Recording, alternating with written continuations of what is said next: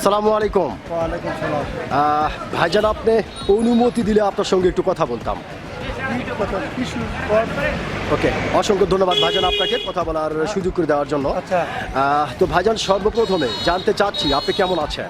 আলহামদুলিল্লাহ ভালো আছি। আলহামদুলিল্লাহ, যে আল্লাহ পাক আপনাকে ভালো রেখেছে। ভালো রেখেছে। তো ভাইজান, আপনার নামটা জানতে পারি? হ্যাঁ, আমার নাম আবু রায়হান।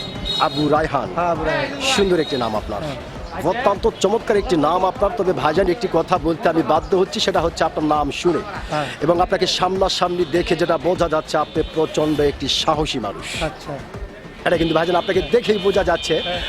তো ভাইজান, যেহেতু আপনি বাংলাদেশের একজন সচেতন নাগরিক এবং বাংলাদেশের একজন সাহসী মানুষ, সেই ক্ষেত্রে এই বিষয়টি আপনার কাছ থেকে জানতে চাচ্ছি যে আমাদের বাংলাদেশের সাবেক প্রধানমন্ত্রী শেখ হাসিনা, তিনি এখন বাংলার মাটি ছেড়ে ভারতের মাটিতে অবস্থান করতেছেন। তো এই বিষয়কে কেন্দ্র করে বাংলাদেশের বিভিন্ন ধরনের মানুষ বিভিন্ন ধরনের কথা বলছে। কেউ বলছে শেখ হাসিনা কখনো কোনোদিন বাংলার মাটি তার পা রাখতে পারবে না, আবার কেউ বলছে না শেখ হাসিনা আসবে অচিরেই বাংলার মাটিতে বীরের বেশে, আবার কেউ বলছে হতেও পারে, তবে তার জন্য একটু সময় লাগতে পারে। তো ভাইজান, আপনি একজন বাংলাদেশের সচেতন নাগরিক এবং বাংলাদেশের একজন সাহসী মানুষ হিসাবে আপনার কাছ থেকে জানতে চাই যে আপনি কোনটা মনে করেন? বুঝি নাই, আপনি ভালো করে আবার বুঝেন। বুঝেন নাই? হ্যাঁ, বলেন।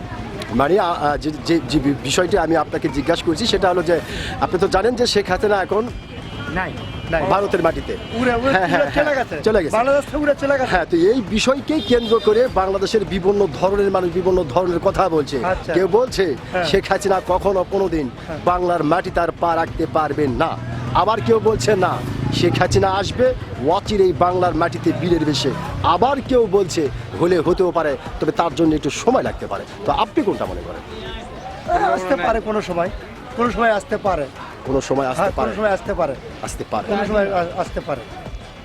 এটা আসতে পারে, হ্যাঁ, কোনো সময় আসতে পারে, একটু সময় লাগতে পারে, সময় লাগতে সময় লাগতে পারে। সময় লাগতে কোনো সময় আসতে পারে। হ্যাঁ, অসংখ্য ধন্যবাদ ভাইজান আপনাকে। আপনি যে সত্যিকারের একজন সাহসী মানুষ, আপনি কিন্তু আপনার সাহসিকতার পরিচয় দিয়েছেন। অসংখ্য ধন্যবাদ আপনাকে।